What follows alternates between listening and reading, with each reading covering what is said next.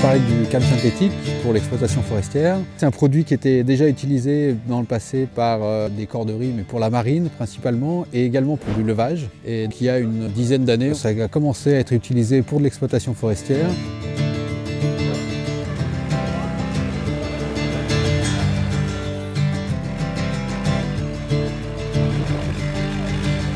L'intérêt du câble synthétique, c'est que c'est un produit qui est d'une part très résistant, très léger, qui se manipule très bien, et donc ça apporte des éléments de sécurité qui sont très importants.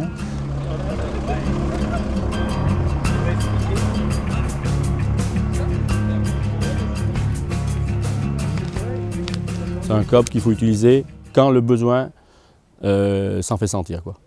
L'avantage de nos tracteurs, c'est qu'on a quasiment tous maintenant 2 bobines, donc on peut laisser un synthétique, un acier. Le synthétique est très léger par rapport au câble acier. Ça fait depuis les 4 ans que j'utilise cette technique, mais de façon bien spécifique, pour quand on a du câble à tirer à la montée, parce que c'est là que ça demande le plus d'efforts, de remonter le câble. Là on se blesse moins avec un câble synthétique, parce qu'on n'a pas les déchirures du câble qui nous rentrent dans les mains.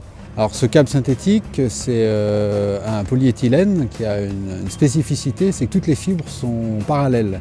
Et donc ça lui confère une résistance très forte, très grande, contrairement au polyéthylène classique.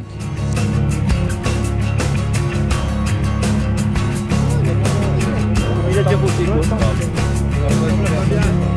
C'est pas trop parce qu'il le met, il enlève. C'est où Patrick? Ah ouais, là, le bûcheron, il a... Non, mais Là, le câble a cassé parce que la charge était très forte. Niveau sécurité, j'ai trouvé ça impressionnant parce qu'en fait, il y a eu peu de mouvement, quoi, ça a à peine fouetté. Un câble synthétique, il va craindre les à-coups. Autrement, en résistance, il a la même résistance que le câble acier. Le câble acier aurait probablement cassé aussi. Et donc on va bricoler un petit système là pour essayer de débarder un petit peu quand même cet après-midi. Ce qui est impressionnant, c'est la facilité avec laquelle on peut réparer, rallonger des longueurs de câble qui peuvent être réutilisées. Ce câble synthétique, il faut apprendre à s'en servir correctement. La première chose, c'est de savoir réaliser une épissure en terminaison. Quelques entreprises utilisent un nœud et ça diminue fortement la résistance de ce produit-là.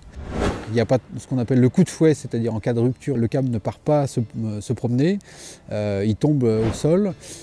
C'est intéressant également sur le plan de l'ergonomie, de tout ce qui est diminution des tendinites, des TMS, etc. Donc ça c'est intéressant pour les débardeurs qui ont un métier très difficile. Le fait d'être fatigué parce qu'on a traîné une charge de câble acier, on est moins attentif en fin de journée et c'est là que les accidents arrivent.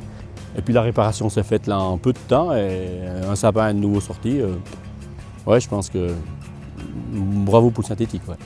Il faut faire évoluer les méthodes de travail au quotidien pour éviter des croisements de câbles, pour travailler en douceur, en souplesse.